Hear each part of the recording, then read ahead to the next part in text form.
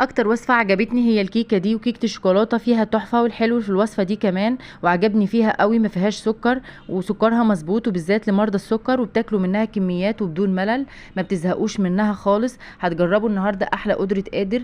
كيكة شاربة من الصوص بتاع الكراميل، وبيكون تحفة كمان. وكل ما تسيبوها اكتر مع صوص الكراميل ومع الكراميل نفسه، تسيبوها عدد اكبر في التلاجة، بيدوكوا طعم وطراوة، والكيكة بتكون طرية وبتكون تحفة جدا.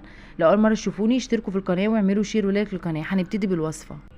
اول حاجه هنجيب كيلو من اللبن او لتر من الحليب زي ما بتسموه، وهنجيب 2 باكو من كريم الكراميل اللي هو الجاهز. عايزين تعملوا الكراميل من اوله لاخره برضو انتوا تعملوا في البيت برضو براحتكم، بس انا هنا جبت كيلو من اللبن وعليه من 2 باكو من الكريم الكراميل، وبنقلبه مع بعض على البارد، وبعد كده بنرفعه على النار. حابين تزودوا سكر، بس هو الكريم كراميل فيه سكر، مش محتاج ان احنا نضيف له سكر.